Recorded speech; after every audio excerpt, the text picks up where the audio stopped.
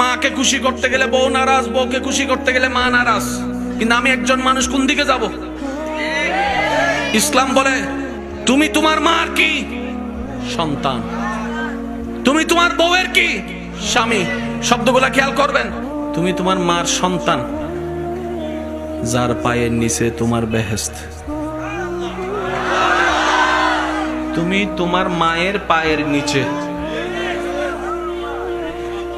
তুমি তোমার বউয়ের কি স্বামী, স্বামী মানে অভিভাবক। অভিভাবক কি নিচে না উপরে? মায়ের পায়ের নিচে তুমি, আর বউ তোমাকে মাথার উপর রেখেছে, কারণ তুমি বউয়ের অভিভাবক। তো উপরওয়ালা তো নিচের ওয়ালা মতো হয় না, নিচের ওয়ালা তো উপরওয়ালার মতো হয় না। এবার সে বলে আমি করব কি? বলে যে শোনো, তুমি মাকে মাথায় রাখো, বউকে বুকে রাখো।